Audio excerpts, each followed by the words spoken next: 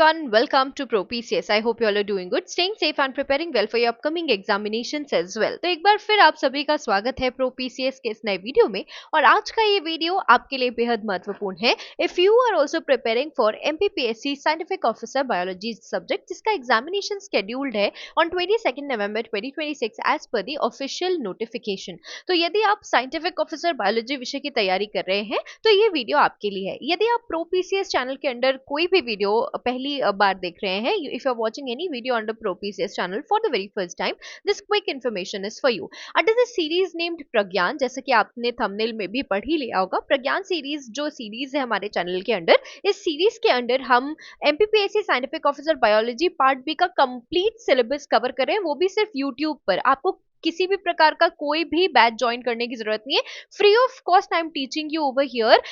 पूरा part B हम cover करेंगे and this is class 22 of the same series. ठीक है, तो यदि आपने इससे पहले की किसी भी क्लास को अटेंड नहीं किया है तो आपसे मेरा एक रिक्वेस्ट है कि प्लीज आप प्रो पीसीएस चैनल पर जाकर साइंटिफिक ऑफिसर प्लेलिस्ट ओपन कीजिए और सारी क्लासेस देखिए और उसके बाद क्लास 22 में आइए, तो आपको पढ़ने में ज्यादा मजा आएगा. ठीक है, मैं आपको बता देती हूँ, ऑफिशियल चैनल का नाम है pro PCS. Pro PCS channel के आप ये देख सकते हैं एमपीपीएससी साइंटिफिक ऑफिसर और यहाँ पे सारी क्लासेस आपको दिख रही होंगी, राइट? पूरी क्लासेस हैं. दिस इज क्लास 22 और आज की क्लास में हम जो टॉपिक कवर करने वाले हैं वो क्रोमोसोम टाइप्स एंड स्ट्रक्चर है and this is the last topic of the first unit. ठीक है, यूनिट 1 जो है आपके साइंटिफिक ऑफिसर बायोलॉजी की, उसका ये फाइनल टॉपिक है. हम यहाँ पर chromosome type and structure discuss करेंगे. इसके बाद वाली जो क्लास होगी, अगर टाइम आज बचेगा तो हम आज ही कर लेंगे. न्यूमेरिकल एबनॉर्मलिटीज जो है वो भी हमको डिस्कस करना है क्रोमोसोम्स की. ठीक है, ऑलराइट, तो जिसकी वजह से म्यूटेशन हो जाता है, राइट, या जिसकी वजह से अलग अलग प्रकार के सिंड्रोम्स या एबनॉर्मलिटीज देखी जाती हैं प्रोजेनीज में, ये सारी चीजें हम डिस्कस करेंगे in the next class 23. Okay, अब ये जो लास्ट पार्ट्स है ना आपके सिलेबस के, तो मैं कर क्या रही हूँ कि we are not covering the MCQs अभी. जैसे ये वाला पार्ट भी कवर हो जाएगा तो ये लास्ट के दो जो पार्ट्स हैं इनका एक साथ मैं डिटेल्ड एमसीक्यू वीडियो लेकर आऊंगी, ताकि आपको ये जो इंपॉर्टेंट टॉपिक है ये अभी क्योंकि हम लैग कर रहे थे, तो ये सिलेबस का ये वाला जो पार्ट है पहले हम इसे कवर कर लेंगे और उसके बाद हम इसके एमसीक्यू सॉल्व करेंगे एंड देन एफएलटी यूनिट 1. ठीक है, उसके बाद हम नेक्स्ट यूनिट स्टार्ट करेंगे. तो प्लीज मन लगा के आप क्लास 1 to 22 अगर आपने देखा भी हुआ है तो प्लीज रिवाइज कर लीजिए, क्योंकि अब बहुत जल्द एफएलटी आने वाला है जहां पे हम इस पूरे यूनिट पर बेस्ड क्वेश्चंस को प्रैक्टिस करने वाले हैं, राइट? इसके अलावा thank you so much for the enormous love towards the MPPSC scientific officer biology notes. मैं हर क्लास में ये रिपीट करती हूँ क्योंकि हर एक वीडियो के बाद आपका जो सपोर्ट है टुवर्ड्स दीज नोट्स वो इंक्रीज होता जा रहा है and I am very glad to say कि ये नोट्स आपके एक्सपेक्टेशंस पे खरे उतरे हैं. आप सभी के बहुत ढेर सारे वैल्यूएबल फीडबैक्स के लिए थैंक यू सो मच. और जैसा कि मैंने प्रॉमिस किया है, towards the last week of July सारे यूनिट्स के नोट्स जो है वो आपको मिल जाएंगे एंड सारे यूनिट्स के नोट्स का प्राइस है 400 rupees. 5 units for 400 rupees only. Okay, alright, तो ये जो यूनिट 1 है इसमें पूरा जो यूनिट 1 है ये जो 100 रुपीज में अवेलेबल है अभी, इसमें सारा का सारा जो यूनिट 1 का टॉपिक्स है, सारे टॉपिक्स इसमें कवर किए गए हैं. ठीक है, ये एक सैंपल नोट पीडीएफ है जिसमें सिर्फ 8 पेजेस है. एक्चुअल जो पीडीएफ है उसमें 113 पेजेस है, राइट? सो ये सैंपल पीडीएफ है, आप चाहें तो आप इसको देख सकते हैं और अगर आप इसे परचेज करना चाहते हैं तो डिस्क्रिप्शन बॉक्स में आपको एक लिंक मिल जाएगी. आप जैसे उस लिंक को फॉलो करेंगे आपको ये सेंड मैसेज पे जाना है और आपको लिखना है scientific officer biology unit 1 notes. Okay, उसके बाद the team will send you a QR code. उस क्यूआर कोड के माध्यम से आपको पेमेंट करना है 100 रुपीज का and you will get the notes. Okay, so everyone, I hope ये सारी चीजें आपको क्लियर हो गई होंगी. Now let's get back to the class. In this class we are going to discuss chromosomes types and structure. ये बहुत important topic है क्योंकि इससे बहुत सारे क्वेश्चंस आपको देखने के लिए मिल सकते हैं. बहुत सारे एग्जाम्स जिनमें ये क्रोमोसोम्स जो है वो सिलेबस का पार्ट रहते हैं, उन पर बेस्ड पीवाईक्यूज भी हम सॉल्व करेंगे एफएलटी के दौरान एंड ये बहुत इंपॉर्टेंट टॉपिक है. इस बात को थोड़ा ध्यान से समझ लीजिए, right? So in today's class we are going to cover chromosome structure and numerical abnormalities if time will allow. ठीक है, चलिए तो आगे बढ़ते हैं. Let us first understand what is a chromosome. Okay, सबसे पहले आपको समझना होगा कि क्रोमैटिड, ओके, एंड क्रोमोसोम ये दोनों अलग अलग चीजें हैं. ऑलराइट, बहुत सारे ऐसे बच्चे होते हैं जो क्रोमैटिड क्रोमोसोम में अंतर ही नहीं समझते, उनको यही नहीं पता होता कि what is the basic difference between chromosome and chromatid, right. तो सबसे पहले लेट अस अंडरस्टैंड कि व्हाट क्रोमोसोम्स आर। सबसे पहले तुमको ये समझना जरूरी है कि क्रोमोसोम्स आखिर हैं क्या। अगर आपको ये ऑलरेडी बनता है वेल एंड गुड, नहीं बनता तो आप प्लीज अपनी 11th और 12th की बायोलॉजी बुक्स को एक बार एक अच्छी रीड दे दीजिए, ताकि जो बेसिक चीजें हैं ना वो आपको बनने लगे, ठीक है। Alright, and as per the scope of our syllabus, we are not getting deeper into the basics of the concept. We are just covering it as per the scope of the syllabus. आपको जो syllabus दिया गया है वो ये ध्यान में रख के दिया गया है कि बेसिक चीजें आपने पढ़ी हुई हैं और वो आपको आती हैं। आपको समझ में आ रहा है, राइट। तो अगर नहीं आती हैं तो it's your duty, your job कि आप उनको एक बार रिविजिट करें। Okay, we are covering each and every aspect as per the scope of the syllabus, please try to understand, ठीक है। लेकिन अगर आपको बहुत डिटेल में पढ़ना है तो आप डेफिनेटली नोट्स को रेफर कर सकते हैं। यहाँ पर भी हम सारी चीजें कवर करें। I am not telling you कि भाई नोट्स में ही सब कुछ है, यहाँ पे we are covering each and every aspect. But अगर आपको एक्सटेंडेड हेल्प चाहिए, जो कि कुछ लोगों को चाहिए होती है, so then you can refer notes. और फिर भी मैं आपसे रिक्वेस्ट करूंगी कि पहले आप 11th और 12th की अपनी बायोलॉजी बुक्स पढ़िए, ताकि ये बेसिक जो चीजें आपको क्लियर हो। जेनेटिक्स वाला पार्ट है ये, right. So if we talk about chromosome, it is a thread-like, highly organized DNA protein structure present inside the nucleus of eukaryotic cells and in the nucleoid region of prokaryotes. Okay, now if we talk about chromosome, we can say, if we talk about chromosome, we can say that actually they are the carrier of heredity. Okay, तो ma'am वो तो gene को भी आप कहते हैं, right. यहाँ पर ऐसे क्यों बोल रहे हैं, आप इस बात को ध्यान से समझिए। आपका we know that cells are the basic unit of life, right. Now cell जो है आपका, सेल के अंदर होता है न्यूक्लियस, द कंट्रोल सेंटर, और जिसके पास आपके हेरिडिटरी इंफॉर्मेशन होती है। तो सेल के पास होता है न्यूक्लियस, और न्यूक्लियस के अंदर होता है क्रोमोसोम। ओके, नाउ क्रोमोसोम किस प्रकार से पैकेज्ड होता है न्यूक्लियस में, इसके भी बहुत ढेर सारे मॉडल्स हैं, बट हमको वो रेफर नहीं करने हैं, ठीक है। क्योंकि हमसे कहा गया है सिलेबस में कि आप भाई स्ट्रक्चर को समझाइए, और स्ट्रक्चर के साथ जो बेसिक यहाँ पे अटेंशन पे किया गया है वो न्यूमेरिकल एबनॉर्मलिटीज में किया गया है, जेनेटिक मार्कर्स में किया गया है, क्योंकि हम इसको फॉरेंसिक बायोलॉजी के अंडर पढ़ रहे हैं। We are not studying chromosome under genetics और बायोलॉजी, अभी नहीं। अभी हमारे यूनिट का नाम क्या है, फॉरेंसिक बायोलॉजी। तो हम इसे फॉरेंसिक बायोलॉजी के एस्पेक्ट तक ही कवर करेंगे, आप समझिए इस बात को, ठीक है। So if you talk about human body, आपको पता है सेल्स होते हैं, basically we are made out of cells. Cells के अंदर न्यूक्लियस है, और न्यूक्लियस के अंदर क्रोमोसोम है। अगर आप बात करते हैं किसकी, यूकैरियोटिक सेल की, if you are talking about eukaryotic cell, अगर आप यूकैरियोटिक सेल के बारे में बात करते हैं तो न्यूक्लियस के अंदर आपको क्रोमोसोम मिलेगा। लेकिन मैम प्रोकैरियोट्स के पास तो न्यूक्लियस होता नहीं है, तो बच्चों उनके पास न्यूक्लियोइड होता है, right. So if you talk about the prokaryotic cells, prokaryotic cell में हमको न्यूक्लियोइड रीजन में क्रोमोसोम्स देखने के लिए मिलते हैं। Okay, and as I've already mentioned that they are the carrier of the hereditary information. Why? Because they carry your hereditary information in the form of genes. Okay, तो actually में jeans के पास आपकी जेनेटिक इंफॉर्मेशन है, आपकी hereditary information है, लेकिन ये जीन्स हैं कहाँ पर, आपके क्रोमोसोम्स में। So chromosomes are, they carry the hereditary information in the form of genes, and they ensure accurate transmission of genetic material during the cell division. Now this is something that my champions know. Now I assume कि आपको ये बनता होगा।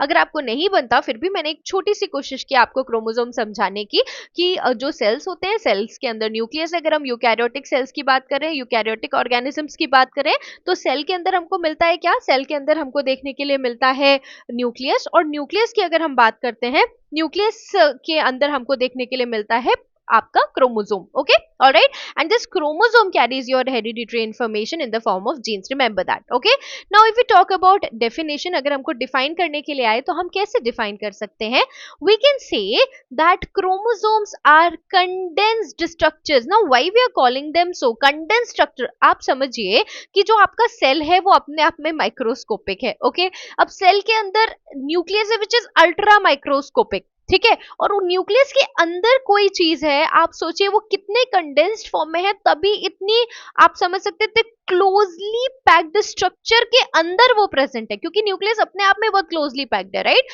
और उस closely packed structure के अंदर किसी चीज की पैकेजिंग है, तो वो अपने आप में कितने कंडेंस्ड फॉर्म में है, ये तो आपको समझता ही होगा, right. So if we talk about chromosomes, they are condensed structures which are composed of DNA and protein, and इनमें होता है क्या, gene, which is responsible for your inheritance and they regulate your cellular activities. Now do try to understand this with the very very clear picture कि जब हम chromosome की बात करते हैं ना, तो chromosomes are the carriers of the heredity because they contain your hereditary information in the form of gene, ये हमने बात कर ली। जब हम क्रोमोसोम के बारे में बात करेंगे, they are composed of DNA plus protein and remember that they contain genes, जिनके पास होता है आपका हेरिडिटरी इंफॉर्मेशन। क्या आपको समझ में इतनी सारी बातें अलग अलग तरीके से आ गई?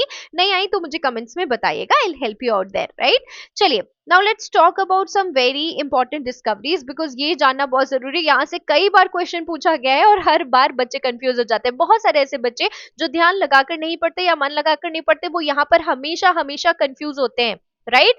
तो आपको ये याद करना है, this is something that you should learn, it is very very important, right. So if we talk about Walter Fleming, यहाँ पे स्पेलिंग गलत गलत है यहाँ पे, okay. if we talk about Walter Fleming, Walter Fleming का कंट्रीब्यूशन क्या है अगर आप क्रोमोसोम्स के बारे में बात करो, so he is the one who has first observed chromosomes during mitosis. Walter Fleming का नाम आपको याद रखना है, he is the first one who observed chromosomes during mitosis. Mitosis cell division के दौरान सबसे पहले क्रोमोसोम्स को स्टडी करने वाले वॉल्टर फ्लेमिंग्स थे, okay. Then we have Heinrich Waldeyer, तो अगर आप हेनरिच वॉल्डेर के बारे में बात करोगे, so he has coined the term chromosome. ये जो क्रोमोसोम शब्द है, ये जो टर्म है, ये किसने दी? सो हेनरिच वॉल्डेर ने। सटन एंड बॉवेरी ने chromosomal theory, it's not chromosome, okay, today there are certain spelling mistakes, pardon me for the same. So if we talk about Sutton and Boveri, chromosomal theory of inheritance Sutton and Boveri ने दी थी, ये याद रखेंगे आप, okay. And TH Morgan का contribution is equally important, क्योंकि इन्होंने बताया था कि जो जीन्स है वो कहाँ लोकेटेड होते हैं, वो क्रोमोसोम्स पर लोकेटेड होते हैं, the genes are located on the chromosomes, it is discovered by TH Morgan, okay. So Walter Fleming जो है उनका कंट्रीब्यूशन है कि उन्हें सबसे पहले माइटोसिस प्रोसेस के दौरान क्रोमोसोम्स को ऑब्जर्व किया। हेनरिच वॉल्टर ने टर्म क्रोमोसोम दिया, ठीक है। सटन बॉवेरी ने क्रोमोसोमल थ्योरी ऑफ इनहेरिटेंस दी, एंड टीएच मॉर्गन ने प्रूव किया कि भाई जीन्स जो है वो क्रोमोसोम्स पर लोकेटेड रहते हैं, इसलिए हम कैरियर ऑफ हेरिडिटी कह रहे हैं क्रोमोसोम्स को, right. So that's about the famous scientists and their contribution. Now let's try to understand the structure, let's dig in more deeper, okay. तो सबसे पहले अगर हम क्रोमोसोम जो शब्द है उसको समझने का प्रयास करें, तो सबसे सरल तरीका है break the word, understand the meaning of the individual words which associate together and form a word. तो मतलब अगर आपको क्रोमोसोम समझना है तो क्रोमोसोम शब्द को आपको विच्छेद करके समझना पड़ेगा in Hindi, right. So chromosome जो वर्ड है वो दो शब्दों से मिलकर बना है, chroma and soma, okay. So chroma का मतलब होता है भाई कलर, ठीक है, कलर, ग्रीक ओरिजिन के वर्ड्स हैं ये, कलर, एंड सोमा का मीनिंग होता है body, okay. So if we talk about chromosome, तो कलर्ड बॉडी है क्या मैम? क्या कलर बॉडी क्यों बोला गया, राइट? इसीलिए बोला गया क्योंकि ये इंटेंसली स्टेन हो जाते हैं बेसिक डाइज के साथ, ओके। बेसिक डाइज का मतलब यहाँ पे सामान्य डाइज नहीं, बेसिक का क्या मतलब होता है? ऐसे डाइज जिनका नेचर बेसिक होता है, एसिडिक और बेसिक नेचर हमने पढ़ा है ना केमिस्ट्री में, right. So if we talk about chromosomes, जो क्रोमोसोम्स है वो क्रोमा और सोमा दो ग्रीक वर्ड से मिलके बना है, जहां क्रोमा का मतलब होता है कलर, सोमा का मतलब होता है बॉडी। और क्योंकि ये बेसिक डाइज के साथ इंटेंसली स्टेन हो जाते हैं, क्योंकि यहाँ पे न्यूक्लिक एसिड इनमें पाया जाता है, इसीलिए इनको कलर्ड बॉडी या क्रोमोसोम नाम दिया गया, ओके। अब देखिए प्लीज एक बार ध्यान से इस स्ट्रक्चर को देख लीजिए, उसके बाद हम इसके जो क्रोमोसोम है उसके स्ट्रक्चर को बहुत डेप्थ में स्टडी करेंगे। But I would like you to see this structure first, ठीक है, इसके बाद हम आगे बढ़ते हैं। Alright, so if we talk about chromosome, आप देख सकते हैं कि एक शॉर्ट आर्म आपको दिखा, ये क्रोमैटिड्स है ना, ये जो है ये क्या है भाई, ये क्रोमैटिड्स है। ओके, सो ये जो शॉर्ट आर्म आपको दिख रहा है इसको पी आर्म कहा जाता है। ये सेंटर में जो आपको कॉन्स्ट्रिक्टेड पॉइंट दिख रहा है, ठीक है, जहां पे ऐसा लगता है कि भाई ये जो दो क्रोमैटिड्स हैं ये आकर एक साथ मिल रहे हैं ना, तो ये जो पॉइंट दिखता है आपको इसको हम कहते हैं सेंट्रोमियर, ठीक है। Centromere is the point where the two chromatids are held together. Okay, अब ये जो लॉन्ग आर्म आपको दिखता है इस आर्म को हम क्यू आर्म कहते हैं, राइट। और इसके if we talk about the DNA molecule, it is there within the chromosome, तो अभी हम उस पर नहीं आएंगे, अभी we are just understanding the external structure of the chromosome, ठीक है। ऑलराइट, तो चलिए यहाँ तक की बातें आई होप आपको क्लियर होंगी। अब हम आगे बढ़ते हैं विद द केमिकल कॉम्पोजिशन, ठीक है। केमिकल कॉम्पोजिशन जानना यहाँ पर इसलिए जरूरी है क्योंकि यहाँ पर आपसे कई सारे क्वेश्चंस पूछे जा सकते हैं। Okay, so if we talk about DNA which is there within the chromosome, आप समझिएगा इस बात को, राइट। डीएनए का परसेंटेज क्रोमोसोम में होता है लगभग 30 to 40%। ओके, अभी 30 to 40% डीएनए है, इसका कोई ना कोई रोल तो होगा। ओके, वो क्या रोल है, the function is that it carries the genetic information. We know कि डीएनए जो है, डीएनए के पास आपकी जेनेटिक इन्फॉर्मेशन है, right, we say it's there in the DNA. Okay, आप हमेशा कहते हो ऐसे, right, so your genetics is there in your DNA, आप ऐसे समझ सकते हैं इसको। So if you talk about the chemical composition, DNA 30 to 40% chromosome में होता है। हिस्टोन प्रोटीन्स जो हैं वो 50 to 60% रहते हैं। वाई? बिकॉज भाई डीएनए की पैकेजिंग किस प्रकार की है वो बताने की, जो डीएनए की जो पैकेजिंग है उनमें हिस्टोन प्रोटीन्स का बहुत महत्वपूर्ण योगदान होता है, right. So if we talk about the nucleosome model, तो उसमें आपको हिस्टोन प्रोटीन्स के ऊपर पैकेजिंग देखने के लिए मिलती है, right. But if we talk about the non histone protein, ये सिर्फ 5 to 10% होते हैं क्रोमोसोम में, ठीक है। हिस्टोन प्रोटीन 50 to 60% होते हैं क्रोमोसोम में, नॉन हिस्टोन प्रोटीन्स 5 to 10% होते हैं। तो इनका काम क्या होता है, इस पे कई बार क्वेश्चन पूछा गया है कि नॉन हिस्टोन प्रोटीन्स का function basically replication and gene regulation है। तो रेप्लिकेशन और जीन रेगुलेशन में नॉन हिस्टोन प्रोटीन्स मदद करते हैं which make 5 to 10% of the chromosome, ठीक है। RNA less than 50%, less than 5% होता है और इसका स्ट्रक्चरल रेगुलेटरी रोल है।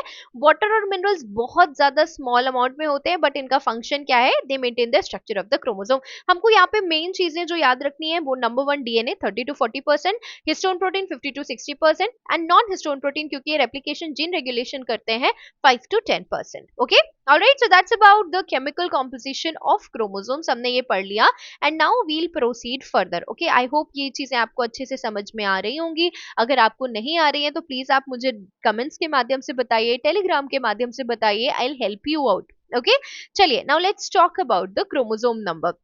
ये भी बहुत इंपॉर्टेंट है क्योंकि यहाँ से क्वेश्चन पूछ लिया गया है कई बार कि भाई फ्रूट फ्लाई में कितने क्रोमोसोम्स होते हैं या पी में कितने क्रोमोसोम होते हैं, डॉग, कैट, ये नॉर्मल जो वीट राइस से भी क्वेश्चन आए, तो जितने लगभग एग्जाम्स में क्वेश्चंस पूछे गए हैं उनके क्रोमोसोम नंबर्स मैंने यहाँ पर ऐड करने का एक ट्राई किया है, right. So if you talk about chromosome number, remember that every species possesses a characteristic chromosome number. Now when we say species na, so I'm not talking about a man or women, right, we are talking about humans, right. तो अगर आप human species के बारे में बात करोगे तो हमारे पास कितने क्रोमोसोम्स है, 46 क्रोमोसोम्स है। ओके, 46 पेयर्स नहीं कह रही हूँ, पेयर के अगर आप पेयर के बारे में बात करोगे तो we have 23 pairs, right, 23 pairs और 46 क्रोमोसोम, ठीक है।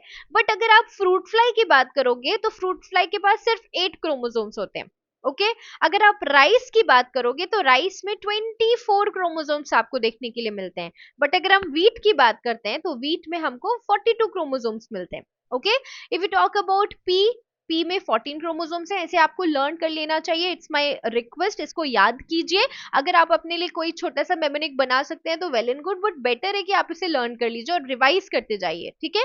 डॉग के पास 78 क्रोमोसोम्स होते हैं, cat 38 chromosomes, horse 64 chromosomes, okay, and here's the list, doesn't ends up, right, यहाँ पे खत्म नहीं हो जाता है, list is really very long, आप किसी भी स्पीशीज का क्रोमोसोम नंबर लर्न कर सकते हैं, राइट, बट ये इंपॉर्टेंट है, ये पूछे गए क्वेश्चन है, इसीलिए यहाँ पर ऐड किया है हमने, ठीक है। चलिए आगे बढ़ते हैं with the general features of chromosome. तो यदि हम क्रोमोसोम के जनरल फीचर्स या सामान्य अभिलक्षण के बारे में बात करते हैं, तो मैम अभी तो आपने बताया था कि क्रोमोसोम्स का मतलब कलर्ड बॉडी, क्रोमा और सोमा दो वर्ड्स है, coloured bodies. So if we talk about chromosomes, ma'am अभी आपने बताया था that they are made out of DNA and protein, DNA and protein and the genes are located in them, ये भी आपने बताया था अभी, राइट। मैम आपने ये भी बताया था that they are present inside nucleus, लेकिन न्यूक्लियस में कहाँ पर मिलते हैं? they are present inside nucleus only in eukaryotic cells, present inside nucleus, लेकिन न्यूक्लियस में ये कहाँ मिलते हैं? सिर्फ यूकैरियोटिक सेल में, ये बात आपको याद रखनी है। लेकिन प्रोकैरियोट्स की अगर आप बात करते हैं तो न्यूक्लियोइड रीजन में मिलेंगे, right. So if we talk about the general features, remember that the chromosome is made out of DNA and protein, okay, it is present inside the nucleus, we have learned that already, and they are visible only during cell division, very very important, this is VIMP। अगर आप बात करते हैं chromosomes की, तो chromosome ma'am क्या cell में हमको अगर क्रोमोसोम को स्टडी करना है, अगर हम हिस्टोलॉजी पर जाते हैं तो माइक्रोस्कोपिक स्टडी करनी है, तो क्रोमोसोम हमें कब दिखेंगे? They are only visible during cell division, very very important, okay, alright. Now remember that they carry thousands of genes, this is something we know, right, and replication कब होगा is also very very very important, तो replication होगा S phase में, ये भी आप याद रखेंगे, the synthesis phase, right। so आपका सेल डिविजन का जो S phase या synthesis phase होता है, इस phase में आपका जो क्रोमोसोम है वो रेप्लिकेट करता है and it condenses during mitosis, और माइटोसिस के दौरान ही ये कंडेंस होते हैं, ये भी आपको याद रखना है, okay. So if we talk about the general features, ये सिंपल बातें तो हमको पता थी कि क्रोमोसोम डीएनए प्रोटीन से मिलकर बनते हैं, न्यूक्लियस के अंदर हैं, and they are only visible during cell division. We know that they carry thousands of genes, and VIMP that they replicate during the S phase which is the synthesis phase, and they condense during mitosis। अब इनका role क्या है? दे ensure equal distribution of DNA, VIMP। इनका जो role है वो क्या है? इक्वल डिस्ट्रीब्यूशन ऑफ डीएनए, ये इंश्योर करना क्रोमोसोम का कार्य है, ओके, ऑलराइट। यहाँ पे एक बार फिर से आप स्ट्रक्चर देख लीजिए, ये हमको टीलोमेयर रीजन दिख रहा है, अभी मैं सारे रीजन्स को आपको बहुत डिटेल में पढ़ाऊंगी। हमें ये लॉन्ग आर्म दिख रहा है जिसको हमने क्यू आर्म बोला था, and then the P arm, the short arm, and ये जहां पर हमको ऐसा लग रहा है कि जो क्रोमैटिड्स हैं दे आर हेल्ड टुगेदर, इसको हम कहते हैं सेंट्रोमियर, ओके, ऑलराइट। क्रोमैटिड्स तो मुझे पता है, मेरे स्मार्ट बच्चों को पता है, ओके। सो ये स्ट्रक्चर आपको अपने ध्यान में रखना है when we'll study the ultra structure, okay. तो अगर हम क्रोमोसोम के अल्ट्रा स्ट्रक्चर के बारे में बात करते हैं, तो the best phase two study the structure is the metaphase, ठीक है। मेटाफेज में आपको बहुत अच्छे से क्रोमोसोम का स्ट्रक्चर देखने के लिए मिलेगा, right. So if you talk about metaphase, the metaphase chromosome, metaphase chromosome का मतलब होता है कि मेटाफेज के दौरान जो क्रोमोसोम आपको दिखाई देता है, अगर आप देखोगे तो, so it consist several structural parts, बहुत सारे स्ट्रक्चरल पार्ट्स होते हैं इसमें मेटाफेज के दौरान, और उन स्ट्रक्चरल पार्ट्स को पढ़ना हमारे लिए जरूरी है, okay. The number one is chromatid, तो देखिए क्रोमैटिड तो आपको पता ही है, राइट, लेकिन एक बार हम इसको डिटेल इन डेप्थ पढ़ेंगे इस बार, ओके। अभी हमने इससे पहले भी स्ट्रक्चर में क्रोमैटिड पढ़ा, सेंट्रोमियर पढ़ा, राइट, अब हम इन्हें इन डेप्थ पढ़ेंगे यहाँ पे, because we are now discussing the ultra structure, okay, alright. So देखिए अगर आप एक मेटाफेज क्रोमोसोम के बारे में बात करते हो, तो मेटाफेज क्रोमोसोम के पास दो आइडेंटिकल क्रोमैटिड्स होते हैं, एक जैसे क्रोमैटिड्स, ये दिख रहे हैं ना आपको 1 and 2। So if we talk about metaphase, each metaphase chromosome has two identical मतलब एक जैसे, right। so दो एक जैसे दिखने वाले क्रोमैटिड्स हमको मेटाफेज क्रोमोसोम में देखने के लिए मिलते हैं। अब ये इनके functions again very important, please have a note of it, ये आप नोट करते चलिए मेरे साथ साथ, that if we talk about the characteristics, ये अगर क्रोमोसोम की अगर आप बात करोगे, so it is formed after DNA replication. Metaphase chromosome जो आपको दिखता है वो डीएनए रेप्लिकेशन के बाद आपको नजर आ रहा है, राइट। एंड ये जो क्रोमैटिड्स हैं, ये क्रोमैटिड्स कब ज्वाइन हुए हैं भाई? क्रोमैटिड्स जो है वो कैसे ज्वाइन हुए हैं? वो सेंट्रोमियर के द्वारा ज्वाइन हुए। तो आप इसको एक बार फिर से समझिए, हम यहाँ पे एक मेटाफेज क्रोमोसोम को देख रहे हैं, ठीक है। ऑलराइट। मेटाफेज क्रोमोसोम में क्योंकि हमको बहुत सारे रीजन्स दिखते हैं क्लियरली क्रोमोसोम के, इसलिए हम मेटाफेज क्रोमोसोम को as a reference study use कर रहे हैं यहाँ पर, ठीक है। तो मेटाफेज क्रोमोसोम में हमको दो आइडेंटिकल क्रोमैटिड्स देखने के लिए मिलेंगे, जो कि रेप्लिकेशन, डीएनए रेप्लिकेशन के बाद बनेंगे, और ये आपस में कैसे जुड़े हुए होंगे, सेंट्रोमियर के द्वारा, they will be joined by centromere, okay. And क्योंकि ये आइडेंटिकल है, they will have identical DNA molecules also, okay. Alright. अब ये अब आपस में सेपरेट कब होते हैं, जो क्रोमैटिड्स हैं ये सेपरेट कब होंगे, तो ये एनाफेज के दौरान सेपरेट होंगे, ओके। Ana separates, ana separates the chromatids, ये ट्रिक है इसको लर्न करने की, आपको यहाँ से कभी ये नहीं भूलेंगे आप। एना सेपरेट्स द क्रोमैटिड्स, इसका और कंडेंस्ड फॉर्म है इस ट्रिक का, एना सेपरेट्स द टिड्स, राइट। बट अगर आप चाहते हैं तो आप इसे ऐसे याद कर लीजिए, ana separates the chromatids, ana is anaphase, ठीक है। ऑलराइट। तो अगर आप चाहते हैं कि नहीं ये जो मेमोनिक से आपको याद हो जाएगा, तो आप इसे याद कर सकते हैं, नहीं तो नॉट अ प्रॉब्लम, आपको जैसे याद होता है आप याद कीजिए, बस आपको ये याद रखना है कि जो क्रोमैटिड्स होते हैं वो एनाफेज के दौरान सेपरेट हो जाते हैं। और अगेन इसका फंक्शन जो है वही जो क्रोमोसोम का फंक्शन है, equal distribution of the genetic material, right. So I hope we are very very clear with chromatids, ठीक है, आपको समझ में आ गया होगा। Please let me know your valuable feedback over the comments कि आपको समझ में आ रहा है या नहीं आ रहा है, मुझे बताइए जरूर, okay. Now let us talk about centromere. तो मैडम हमको पता है we are very smart kids, और अभी आपने थोड़ी देर पहले हमको पढ़ाया है कि जो सेंट्रोमियर है वो एक रीजन है जहां पे chromatids are held together, right. So we know that centromere is joining the sister chromatids. अभी हमने पढ़ा कि मैम सिस्टर क्रोमैटिड्स जो आइडेंटिकल क्रोमैटिड्स हैं they are held together towards the centromere. तो centromere एक्चुअली में एक ऐसा कंस्ट्रक्शन है जो सिस्टर क्रोमैटिड्स को ज्वाइन कर रहा है, ठीक है। ऑलराइट। अब ये काम क्या करता है, इसका फंक्शन क्या है, तो ये सबसे इंपॉर्टेंट है, ये सबसे इंपॉर्टेंट है, कई बार क्वेश्चन में ये पूछा, क्वेश्चन जो आपके एग्जाम्स में ये पूछा गया है कि स्पिंडल फाइबर का अटैचमेंट साइट क्या होता है क्रोमोसोम में। तो स्पिंडल फाइबर्स का जो अटैचमेंट साइट होता है क्रोमोसोम में वो होता है सेंट्रोमियर।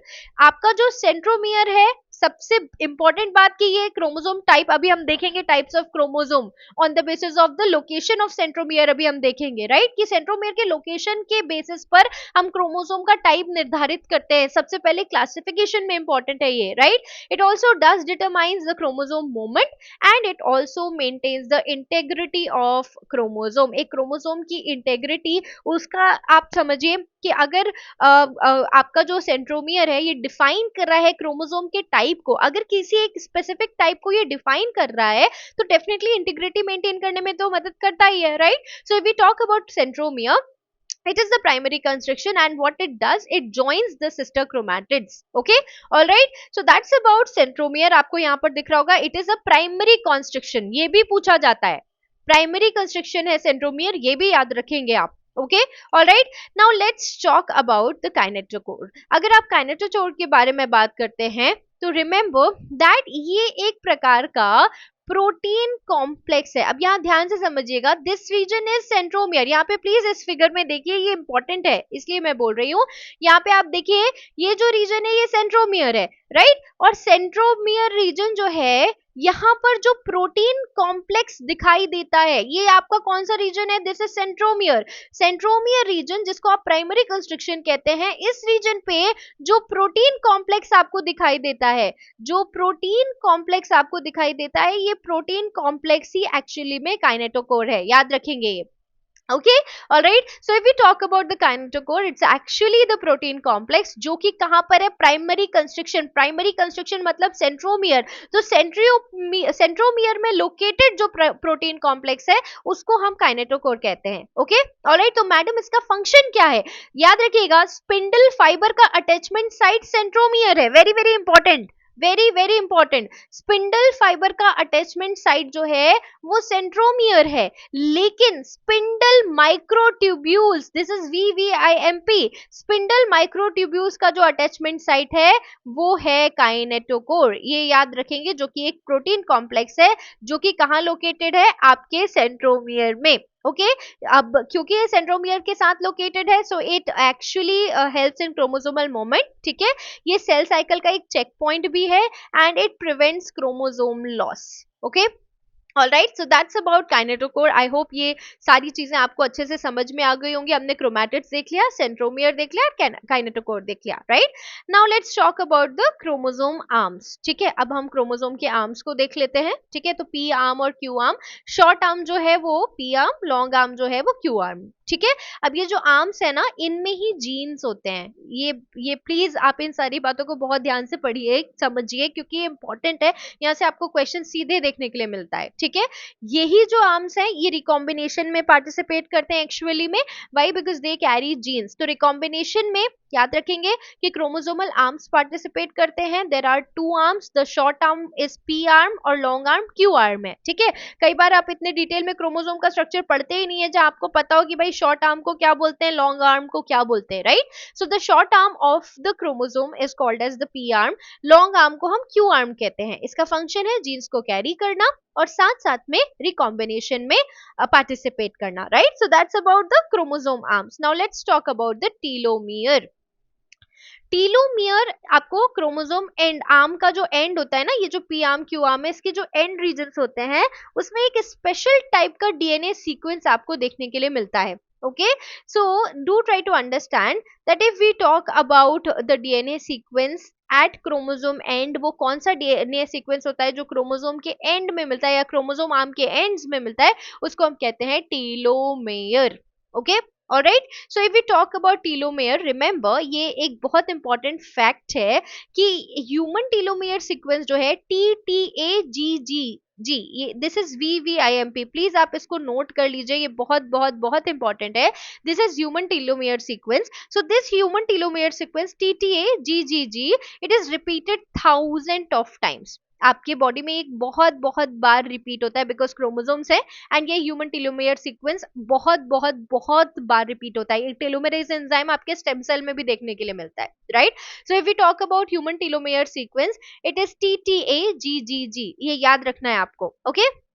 टीलोमेयर का फंक्शन क्या है? क्रोमोसोम एंड को प्रोटेक्ट करके रखना, क्रोमोसोमल फ्यूजन को प्रोटेक्ट करना, ये बहुत इंपॉर्टेंट है। तो क्रोमोसोमल फ्यूजन को प्रिवेंट करने का काम टीलोमेयर रीजन करता है, डीएनए डिग्रेडेशन को भी प्रिवेंट करता है। एक एजिंग मार्कर है VVIMP, एजिंग मार्कर है, इसको प्लीज नोट कर लीजिएगा। जब हम मार्कर्स, जेनेटिक मार्कर्स पढ़ेंगे ना, उसमें हम इसे पढ़ेंगे। तो it's a ageing marker and it does maintains the stability of chromosome, right? So we have talked about chromatids, centromere, then kinetochore, then chromosome arms and telomere, right? Let's now proceed further and let's talk about satellite and secondary construction. Now ये वाला part हमको कब visible है, ध्यान से समझिएगा। जब हम मेटाफेज क्रोमोसोम पढ़ रहे हैं, आप कहेंगे मैडम ऐसे में क्रोमोसोम में हमको सैटेलाइट कहाँ दिखता है, सेकेंडरी कॉन्स्ट्रक्शन कहाँ दिखता है? आप मुझे बताइए प्राइमरी कॉन्स्ट्रक्शन किसको कहते हैं? कमेंट्स में सब लोग बताएंगे, अभी हमने पढ़ा है, राइट। It's your test. बताइए कि प्राइमरी कॉन्स्ट्रक्शन किसको बोलते हैं, किस पार्ट ऑफ क्रोमोसोम को प्राइमरी कॉन्स्ट्रक्शन कहते हैं?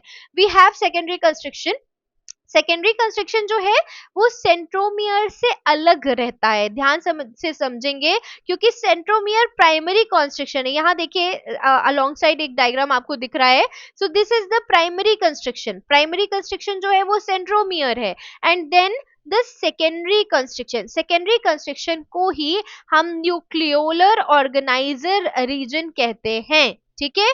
न्यूक्लियोलर ऑर्गेनाइजर रीजन आपसे पूछा जाएगा और आपको ऑप्शन में ना प्राइमरी कंस्ट्रक्शन भी मिलेगा, सेंट्रोमियर भी मिलेगा और सेकेंडरी कंस्ट्रक्शन भी मिलेगा। तो हमारा जो करेक्ट आंसर होगा वो होगा secondary construction is also known as nucleolar organiser region, NOR।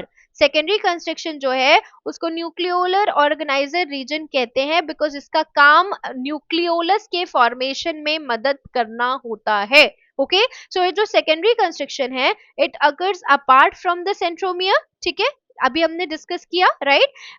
ये न्यूक्लियोलस के फॉर्मेशन में हेल्प करता है। It contains ribosomal RNA genes, VIMP, very important, right. जो सेकेंडरी कंस्ट्रक्शन होता है इसमें राइबोसोमल RNA जीन्स मिलते हैं और ये न्यूक्लियोलस के फॉर्मेशन में मदद करता है, right. It is also known as the nucleolar organiser region, remember that, okay. Now let's talk about satellite. ये भी बहुत बहुत इंपॉर्टेंट है। ओके तो human acrocentric chromosome, acrocentric type के जो क्रोमोसोम होते हैं ह्यूमंस में, ओके जिनका नंबर क्या है, क्रोमोसोम नंबर 13, 14, 15, 21 एंड 22, ये क्रोमोसोम नंबर आप याद कर लीजिए। ओके इनमें आपको क्या मिलेगा, सैटेलाइट मिलेगा। ओके तो एक छोटा सा chromosomal segment beyond the secondary construction, secondary construction के अलावा, या आप यहाँ पर देख रहे हैं ये सेकेंडरी कंस्ट्रक्शन आपको देखने के लिए मिल रहा है ना, सेकेंडरी कंस्ट्रक्शन से लगा हुआ आपको एक छोटा सा क्रोमोसोमल सेगमेंट देखने के लिए मिल रहा है जिसको आप सैटेलाइट कहते हैं। Okay so if we talk about satellite, ये एक छोटा सेगमेंट है बियॉन्ड सेकेंडरी कंस्ट्रक्शन, और ये कहां पर मिलता है, आपके क्रोमोसोम नंबर 13, 14, 15, 21 एंड 22। 13, 14, 15, 21 एंड 22 जो acrocentric type of human chromosomes है उसमें आपको सैटेलाइट देखने के लिए मिलता है। Okay now let's proceed further and let's talk about chromatin. Okay यहाँ पे क्रोमैटिन पढ़ना इसलिए जरूरी है, मैम सिलेबस में तो नहीं लिखा कि क्रोमैटिन पढ़ाई है, फिर हम क्रोमैटिन क्यों पढ़ रहे हैं, बिकॉज क्रोमैटिन से कई बार लोग क्रोमोसोम को कंफ्यूज कर जाते हैं, आपको क्लियर पता ही नहीं होता कि क्रोमैटिन क्या है, क्रोमोसोम क्या है, राइट। देखिए क्रोमोसोम जो है वो अनकॉइल्ड रहते हैं ड्यूरिंग इंटरफेज, तो उन्हें कहते हैं हम क्रोमेटिन। ओके ऑलराइट, जब बहुत ज्यादा कॉइल्ड हो रहे हैं तो क्रोमोसोम बन रहे हैं, right, but the uncoiled chromosome during interphase is what we call as chromatin. क्या आपको समझ में आया, जो अनकॉइल्ड आपका क्रोमोसोम रहता है ना इंटरफेस के दौरान, उसको एक्चुअली में हम क्रोमेटिन कहते हैं। ठीक है समझ में आया, इंटरफेस के दौरान जो अनकॉइल्ड, जो कॉइल नहीं रहता, ठीक है, बहुत हमने देखा है कि क्रोमोसोम बहुत डीपली कंडेंस रहता है, तो जो अनकॉइल्ड क्रोमोसोम आपको देखने के लिए मिलता है इंटरफेस ऑफ सेल डिवीजन के दौरान, उसको हम कहते हैं क्रोमैटिन। अब क्रोमैटिन दो टाइप का होता है, यूक्रोमेटिन और हीट्रोक्रोमेटिन। आप सिंपल से याद रख लीजिए, जो हाईली पैक्ड रहेगा, हाईली पैक्ड क्रोमैटिन को कहेंगे हीट्रोक्रोमैटिन, ठीक है, और जो लूजली पैक्ड रहेगा, जो लूजली पैक्ड रहेगा वो यूक्रोमैटिन। आपको समझ में आया, अब इसमें कभी कोई डाउट नहीं होना चाहिए, जो हाईली पैक्ड है वो हीट्रोक्रोमैटिन, राइट, और जो लूजली पैक्ड है वो यूक्रोमैटिन। समझ में आया, क्रोमैटिन क्या है, uncoiled DNA during the interphase, ठीक है। तो अब यूक्रोमैटिन को जब भी आप स्टेन करेंगे तो ये लाइटली स्टेन होगा, ठीक है, जीन की मात्रा, जीन्स जो है इसमें बहुत ज्यादा अमाउंट में पाई जाएंगे, इसलिए इसे जीन रिच कहा जाता है, एक्टिव ट्रांसक्रिप्शन में मदद करता है एंड अर्ली रेप्लिकेशन में भी ये जो यूक्रोमैटिन है ये मदद करता है। Okay specifically with protein synthesis and gene expression. Okay so if we talk about euchromatin, तो euchromatin is loosely packed, lightly stained, gene rich, remember that, shows active transcription and early replication। if we talk about functions, तो ये protein synthesis के साथ साथ gene expression में मदद करता है। if we talk about heterochromatiन, अभी मैंने आपको बताया हाईली कंडेंस रहेगा, इसलिए डार्क बैंड्स दिखेंगे, डार्क स्टेनिंग होगी इसमें, ये ट्रांसक्रिप्शनली इनएक्टिव रहता है, प्लीज याद कर लें इसे, ठीक है। एक्टिव ट्रांसक्रिप्शन शो कौन करता है, यूक्रोमैटिन। हीट्रोक्रोमैटिन ट्रांसक्रिप्शनली इनएक्टिव है, ट्रांसक्रिप्शन नहीं कर सकता, इनएक्टिव है, और इसमें जो रेप्लिकेशन है ये लेट रेप्लिकेशन शो करता है, इस बात को भी याद रख लेंगे, ठीक है। अब इसके टाइप होते हैं दो, कॉन्स्टिट्यूटिव हीट्रोक्रोमैटिन जो सेंट्रोमियर टीलोमियर में देखने के लिए मिलता है, एंड द फैकल्टेटिव हीट्रोक्रोमैटिन जो बार बॉडी में देखने के लिए मिलता है। So that's about the heterochromatin and euchromatin, ठीक है। चलिए अब आगे बढ़ते हैं। आई होप आपको क्रोमैटिन क्या है ये समझ में आ गया होगा, यूक्रोमैटिन हीट्रोक्रोमैटिन दोनों समझ में आ गया होगा। ट्रांसक्रिप्शनली इनएक्टिव पूछा जाएगा तो क्या होगा, यूक्रोमैटिन या हीट्रोक्रोमैटिन, जल्दी से बताइए मुझे कमेंट्स में, आई एम वेटिंग, बताइए, I am waiting for your answers. Okay now let's talk about the types of chromosome. अब हम यहाँ पर टाइप्स ऑफ क्रोमोसोम तो डिस्कस कर रहे हैं, but based on centromere, centromere के पोजीशन के हिसाब से हम टाइप ऑफ क्रोमोसोम को डिस्कस कर रहे हैं। Okay so if we talk about metacentric chromosome, ध्यान से समझिएगा इसको, ये बहुत इंपॉर्टेंट है।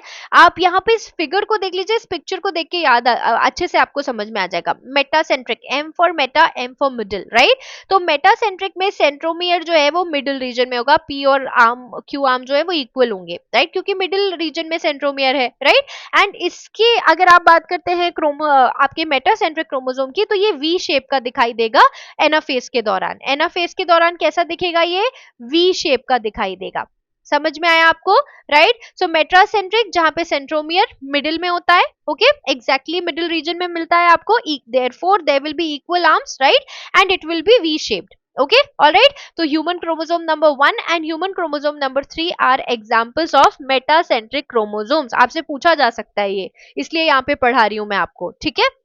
Human chromosome number 1 and human chromosome number 3 आपको कैसा दिखेगा? मेटासेंट्रिक वी शेप्ड, ओके, अगर एनाफेज में देखोगे तो, ऑलराइट। नाउ सब मेटासेंट्रिक अगर आप देखेंगे तो it is slightly away from the centre. Metacentric में सेंटर में सेंट्रोमियर है, सब मेटासेंट्रिक में it is slightly away from the centre, ठीक है? स्लाइटली अवे है तो आर्म्स जो है वो अनइक्वल होंगे and this is L shaped. ये कैसा रहता है? एल शेप का रहता है, okay. Chromosome number 2, 4, 5, 6, 7 are the examples. Chromosome number 1 and 3 are metacentric, 2, 4, 5, 6, 7 are submetacentric, okay. Alright, चलिए अब एक्रोसेंट्रिक की बात करते हैं। तो एक्रोसेंट्रिक में क्या रहेगा? क्रोमोसोम जो है वो एक एंड के टुवर्ड्स रहेगा, ओके, यहाँ ध्यान से देखिएगा, ये एक्रोसेंट्रिक है तो ये पी आर्म में, पी आर्म से नजदीक आपको सेंट्रोमियर देखने के लिए मिल रहा है, right? So when the centromere is near one and, ठीक है, तो एक एंड, एक आर्म जो है वो लॉन्ग आर्म बन जाएगा और दूसरा आर्म जो है वो शॉर्ट आर्म बन जाएगा, लेकिन जो शॉर्ट आर्म है वो वेरी शॉर्ट हो जाएगा क्योंकि उसके टुवर्ड्स ही सेंट्रोमियर देखने के लिए मिल रहा है, राइट? तो ये जो आपका एक्रोसेंट्रिक अभी हमने पढ़ा था थोड़ी देर पहले कि सैटेलाइट जो है वो एक्रोसेंट्रिक क्रोमोसोम में देखने के लिए मिलेगा। सो 13, 14, 15, 21, 22 अभी हमने बात की थी। तो ये जो एक्रोसेंट्रिक क्रोमोसोम है इनमें हमको सैटेलाइट देखने के लिए मिलता है, ये याद रखेंगे, राइट? सो ऐसे क्रोमोसोम्स जहाँ पे सेंट्रोमियर किसी भी एक एंड के ज्यादा करीब होते हैं, ज्यादा पास होते हैं, उनको हम एक्रोसेंट्रिक कहते हैं। एग्जाम्पल्स आपके सामने है। एंड टीलोसेंट्रिक जहाँ पे जो आपका सेंट्रोमियर है वो टर्मिनल एंड में हो, लेकिन ये ह्यूमंस में नहीं मिलता। यही इंपॉर्टेंट है, आपको 4 टाइप्स दे दिए जाएंगे और पूछ लिया जाएगा कि इनमें से कौन आपको ह्यूमंस में देखने के लिए नहीं मिलता। सो रिमेंबर दैट टीलोसेंट्रिक अगर आप बात करते हैं, telocentric chromosome is not found in humans. Mouse में आपको देखने के लिए मिलेगा but it is not found in humans, जहां पर आपको सेंट्रोमियर एक टर्मिनल एंड में देखने के लिए मिलेगा, right? So that's about the different types of chromosomes, right? यहाँ पे एक समरी टेबल है। मेटासेंट्रिक में आपको मिडिल रीजन में सेंट्रोमियर मिलेगा, आर्म लेंथ इसीलिए इक्वल होगी और इसका शेप वी दिखेगा।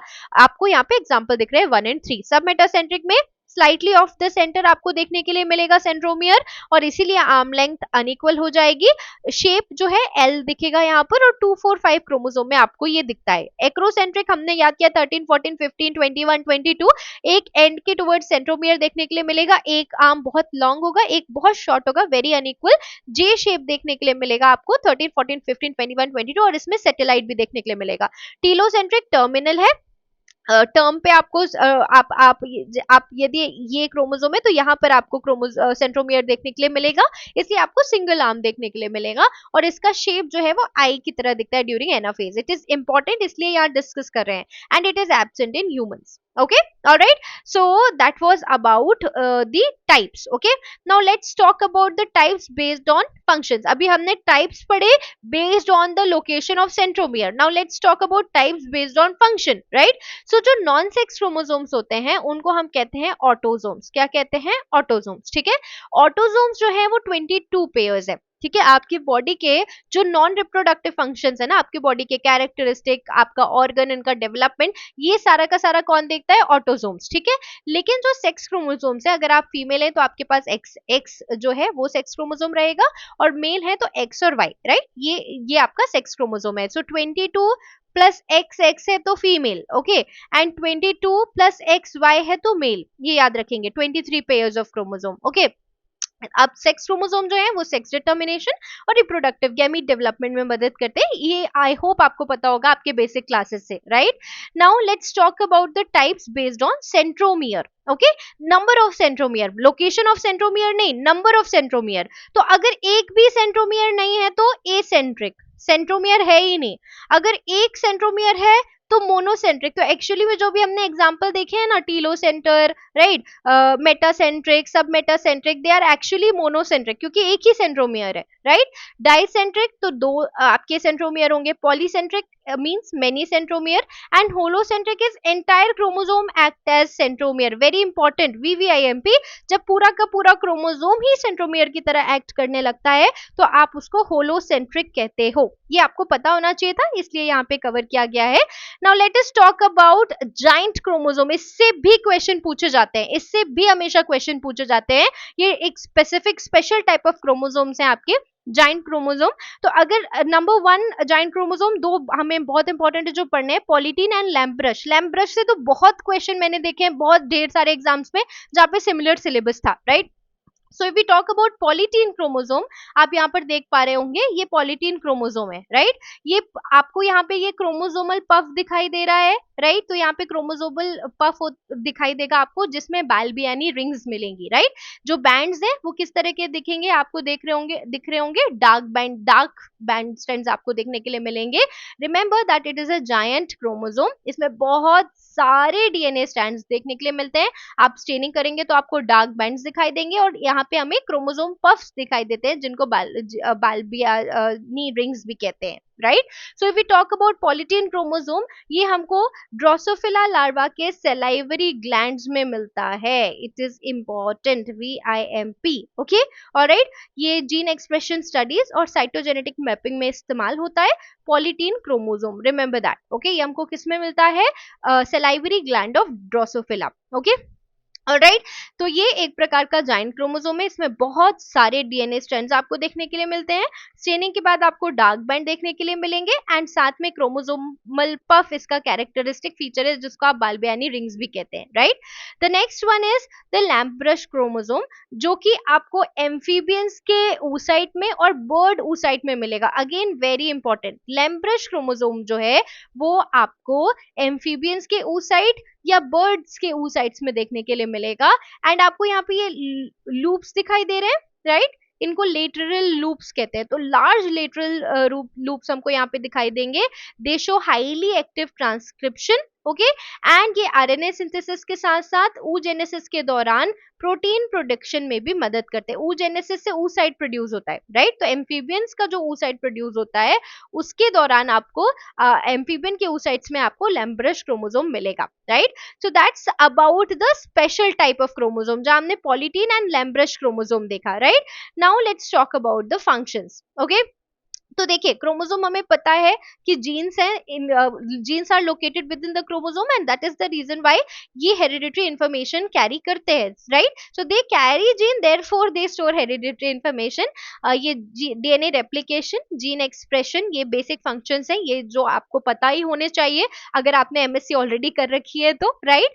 And they help in protein synthesis, regulation, cell division, mutation and evolution, recombination, sex determination, क्योंकि अगर एक्स क्रोमोसोम है तो गर्ल, XY क्रोमोसोम है तो boy, right. DNA repair, they maintain the genomic stability and they form gamete meiosis के दौरान, right. So that's about today's session, right. इसके बाद हम क्रोमोसोमल एबनॉर्मलिटीज पढ़ेंगे, but not today, right. Chromosomal abnormalities आपको जो नेक्स्ट क्लास होगी उसमें देखने के लिए मिलेगा, बिकॉज अभी हम क्वेश्चंस नहीं करेंगे। Once we'll cover this part of unit 1 ना, हम पूरा FLT करेंगे, okay. Alright, so yes everyone, I hope आपको आज की क्लास में मजा आया होगा। जितना मुझे आपको पढ़ाने में आया उतना मुझे आपको पढ़कर आया होगा, मुझसे पढ़कर आया होगा। प्लीज अपना फीडबैक मुझे कमेंट्स के माध्यम से जरूर दें, and thank you so much for your enormous love and support towards the notes. जिनको भी नोट्स चाहिए आपको टेलीग्राम लिंक को फॉलो करना है, send message and right notes, okay, आपको नोट्स मिल जाएंगे, ओके। सो आई होप आपको आज की क्लास में मजा आया हो। मिलते हैं अगले क्लास में, तब तक के लिए अपना ध्यान रखिए और तैयारी करते रहिए, और वीडियो को लाइक करना ना भूले। Thank you so much for watching, नमस्कार।